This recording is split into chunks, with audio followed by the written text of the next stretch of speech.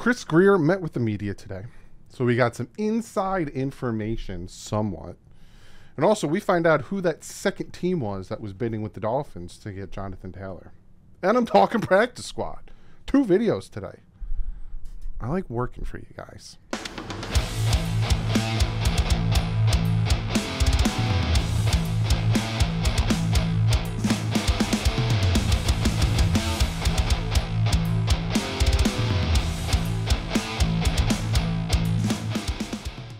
What is up, Finn fans? Yes, Chris Grier met with the media today, and I got a bunch of other news and notes that I want to give to you guys. So let's jump into this. We're going to first, I'm going to read to you some of the talking points again. If you want to watch Chris Grier's not first, but full interview and press conference that is on the Miami Dolphins YouTube channel, I'm just going to talk about some points that I found very interesting.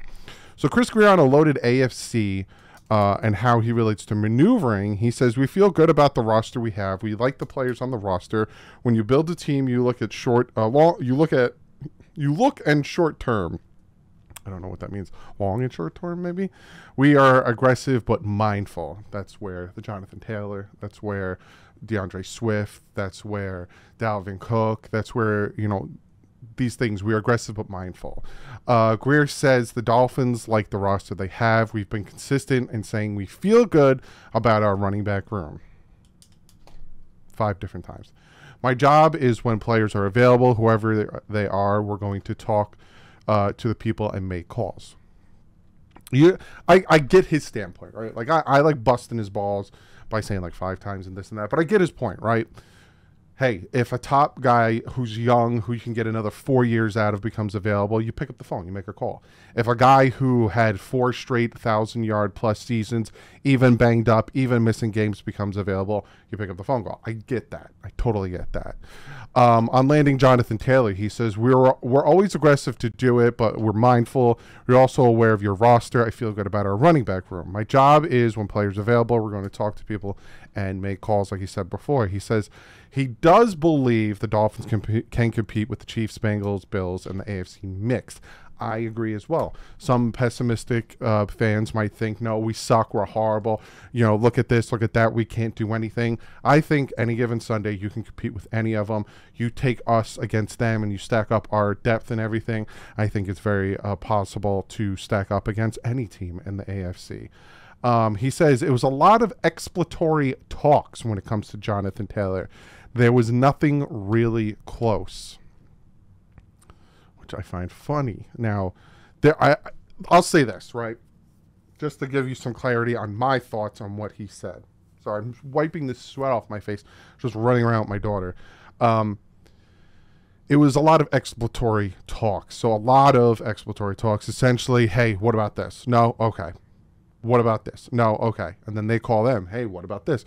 A lot of back and forth, exploratory talks, but nothing really got close because the Dolphins were probably like, we'll offer you this and this. And the Colts were like, no, we want this and this. And the Dolphins were like, no, we're offering. So they were talking exploratory, you know, exploring back and forth. Hey, what about this? What about this? What about this? But nothing came close. And that is because, and we'll talk more about this after I talk about Chris Grier's presser. Apparently the Colts wanted Jalen Waddle. And Chris Grier literally said Jalen Waddle will not be available to anybody. Supposedly from, you know, I heard a little birdie tell me that the Dolphins also were not the Dolphins. There were teams that were also interested in Braxton Berrios, but the Dolphins were like, nope. They have a nucleus of guys they want to keep. And Waddle, Phillips, Holland, Tua, those are the guys they want to keep. Like you got 2 guys from each side. You know what I'm saying? You want to build your team around cores. So on the defensive side, you got a pass rush, you got a safety. That's your core on the defense. Javon Holland, Jalen Phillips, build your defense around those 2 guys. You flip it, Tua Tagovailoa, Jalen Waddle, you want to build your offense around those 2 guys. That's your future, is those 4 players. Ground Jalen Ramsey, we do expect him back this season, and I'll get into those talks when I get into the practice squad. Grier on Wilkins, he said we had a lot great dialogue. We made offers that we thought were fair. When you do it, it has to work on both sides. So no ill will. For right now, we're going to hold off until the end of the season. It's not fair to distract Christian or the team. So essentially, they're done with the contract negotiations. We're going to play some football, and then at the end of the year, they'll come back to it and see, hey, you had a lot of sacks this year. You really went off. We'll give you what you want. Or, hey, your production was still the same where you're a really good run stopper, but when it comes to your pass rush, it's just not there. We'll offer you what we've had offered. What do you think? And if they can't come to some type of agreement, they might trade them and let somebody else try, tag and trade. Let somebody else try to figure that whole situation out. But again, the rumors out there of he wants more guaranteed money and he wants to set the market, and the Dolphins did offer him around $22 million. If all of that is true, it's a little weird, and I don't think it is true. The fact that Christian Wilkins is like, look, I'm done with my holding. It was a holding because he was still with the team. I just want to play football. I want to win. And, there were calls. I wonder if I have that. Let me get into this more, and then I'll get into what I want to say. Let me real quick see if I have... No. So there were calls for Christian Wilkins.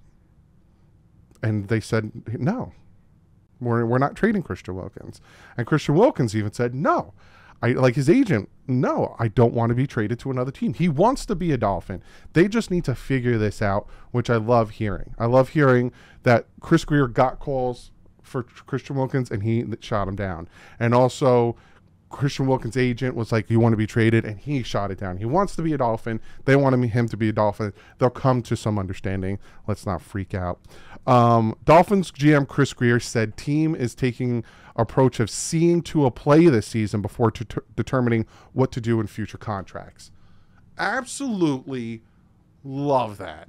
Like, I love that take. Like, when I read that, you have no idea how happy I was. I would love Tua Tagovailoa to not miss a game this year, to light it up, be top 5 passer, passing yards and everything, right? Top 5, top 10. I'll even take top 10 in all statistic categories: passing touchdown, passing yards, quarterback rating, completion percentage. I want, I'd love for him to come out top 10 in it all. We make the playoffs. We win our first playoff game in 21, 22, 23 years. I would love all of that to happen, and boom, they give Tua his contract. 4 years, 5 years, whatever. I'm not going to speculate if they're going to make him the highest paid. I'm not going to speculate if he'll take a team-friendly deal where he's like top 10 paid but not breaking the bank so we can build a team. But I would love that. And for anybody who wouldn't, and for anybody who would be like, oh, then we're stuck with Tua for another 5 years, I question your fandom. Now, I don't like doing that, but that means you don't want the team to succeed. You don't want the Tua quarterback to succeed. You don't want that stuff to happen. I would love for that to happen. And on the flip side, on the flippity flop, if Tua bombs, if Tua has a huge regression, if Tua only plays 10 games this year, if the Dolphins don't make the playoffs because Tua's not on the field, then you don't give him the contract. Then you try to find his replacement. That is why I absolutely love Chris Grier saying, we're going to see how he plays this season before we give him a contract extension. So many people who don't like Tua were so afraid they were just going to give him a contract extension. Oh, we have to because God forbid, blah, blah, blah. I love this approach of, let's see what he can do. That's why I didn't want to give him the 5th-year option. If you guys remember, I mentioned it like a ton of times. I didn't really want to give him a 5th-year option because if he does great, okay, pay him. If he doesn't, then you're not stuck with him. But I love this take from Chris Grier of, let's see how he performs. If he's worth the contract extension, we'll pay him. And if he's not, we're going to move on. Love it. Absolutely love it. And then there were some transaction moves. Is that what I'm saying here? Vic, one last thing. Vic has been looking for another nickel player. Dallas called and asked about Noah. He can play inside and outside, and he did it in the preseason. He played special teams, and that's what we need Grier on. Calvin, the trade that we made with Noah Igbenogany. Grier said the Bears reached out on Dan Feeney, who the Dolphins originally signed to be their backup center. In terms of Noah, they looked for additional help at the nickel corner because that's what Vic Fangio said. Vic Fangio's like, I need some help in the nickel corner, and special teams needs a little bit of help. There you go. So again, overall, with Chris Grier, it was a good conversation of, this is what we wanted, this is what we didn't want, this, and that. Now, I want to talk about Jalen Phillips, Jonathan Taylor one last time, and the whole debacle that is the Indianapolis Colts. Now, rumor has it they wanted Jalen Waddle. Now, that's not a big rumor because even Colts fans are saying that they wanted Jalen Waddle. Even Pat McAfee saying they wanted Jalen Waddle. But they wanted Jalen Waddle and a first plus more. And the Dolphins were like, no, we'll give you a second. I think what I heard, now again, I don't think this is true or not, but I think I heard it was like a second Jeff Wilson and like next year's third or something like that, which is pretty good. It's pretty good, especially if you look at what the 49ers gave up for CMC. And they said, no, we want Jalen Waddle and a first and more picks. Ridiculous.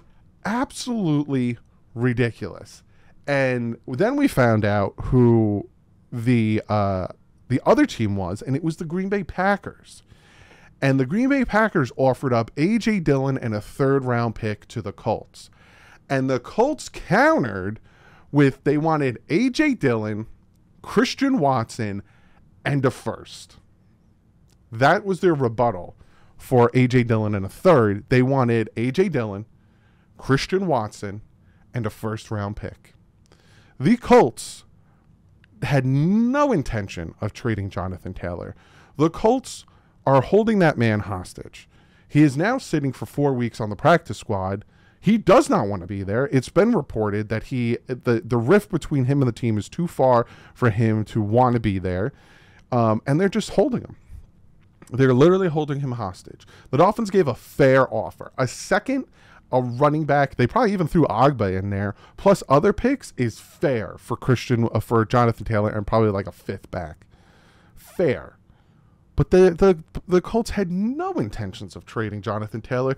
They wanted the moon and more, and if they got it, they would have traded him. If not, we'll keep him for 4 weeks, and we'll try again. It's messed up. It's pretty messed up, if you ask me. It's pretty messed up.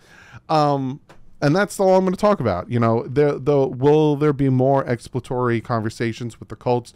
Right now the Dolphins have 2 healthy running backs in Brooks and Mostert. So, will there be more exploratory conversations with the Colts? Yeah. Week 2, if, more running backs get hurt or, we're just not doing well on the ground, they'll probably call them up and be like, will you come off of Jalen Waddle in the first? We'll give you a second and yada yada, but come on. But as of right now, it's dead because the Colts are ridiculous. Practice squad, real quick. This is who they have added so far. They added Ethan Bonner, Randy Charlton, Tanner Connor, Cameron Goudet, defensive tackle Deshaun Hand, linebacker A.J. Johnson, wide receiver Braylon Sanders, and offensive lineman Alma Alave. So you could see here they added 2 vets. So that's taking up to 6. You can add 16 players, right? So right now they added 1, 2, 3, 4, 5, 6, 7, 8, which means 6 are undrafted free agents. So they take up the 10th spot, and then the other 2. So they can add 4 more vets, and they can add 4 more undrafteds.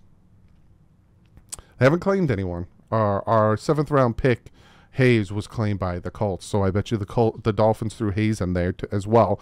So it probably was like a 2nd round pick. It probably was Jeff Wilson, Ryan Hayes, and probably like next year's 3rd, and they wanted more. I can't believe them. It's just ridiculous. Absolutely ridiculous. My man Neil, if you know about Neil from Finside the NFL, he tweeted out, made me laugh so hard. Grier should call the Colts and see if they give us Quentin Nelson for Liam Eichenberg.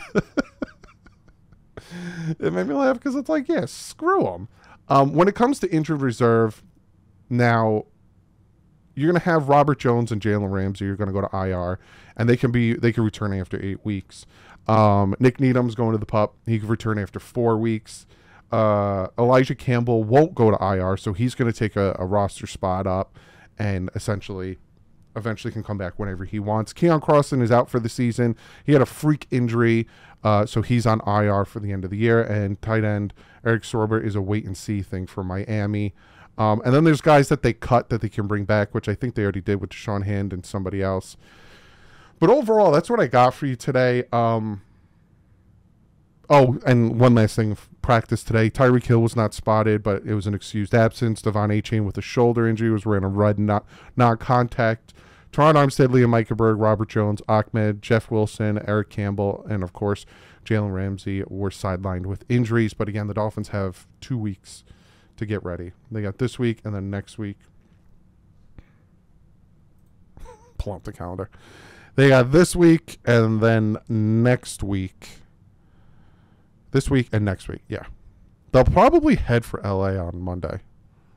If I was them, that's what I would do anyway. That's what I got for you today. I hope you guys enjoyed it. Hit the thumbs up, hit the like, do all the things that are super easy. Hit the subscribe button if you like what you see. I'll see you guys tomorrow.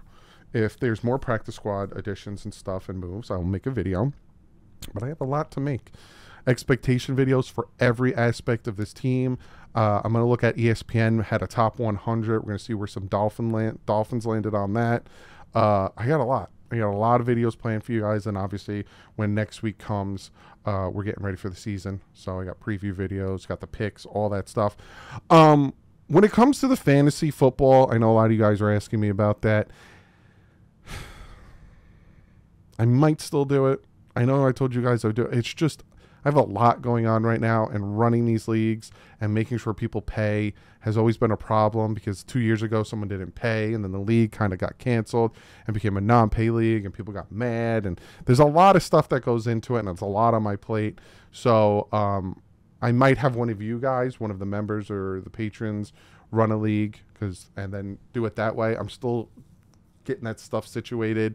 If anything, the draft will be before the season starts. But it's getting close. I know it's getting close. It's just I got a lot going on right now, so it's kind of hard for me to decipher if I want to do fantasy league or not. But I'll let you guys know tomorrow for sure. But like usual, stay classy. My fins up.